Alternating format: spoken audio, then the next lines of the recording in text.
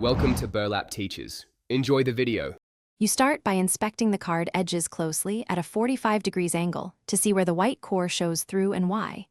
Use a microfiber cloth to remove dust. Once clean, compare the edge color to the face. You want a near-perfect color match, so test the archival or artist marker on a scrap card first. Make sure lighting is neutral. If the color reads wrong, you'll paint the wrong shade. Once matched, you're ready to work on the first chip. You apply the matched marker with light, single-direction strokes, keeping pressure gentle so you don't glob ink into fibers.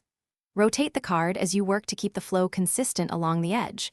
Once a thin layer sets, add another to deepen color. If the marker leaves a hard edge, feather it immediately with a dry cotton swab or a toothpick, blending inward so the repair fades into the printed border. Make sure to pause between layers so ink won't smear. You finish by letting the repair dry thoroughly, then place the card in a sleeve and top loader to prevent scuffs. For most hobby repairs, avoid aerosol sealers on valuable cards because solvents can alter inks and textures. Instead, rely on careful handling and protective storage. If the color looks off or bleeds, don't panic. You can lift the fresh marker with a tiny amount of isopropyl on a cotton swab. Test first on scrap, then retouch with a lighter. Thanks for watching. Consider subscribing if this video helped you.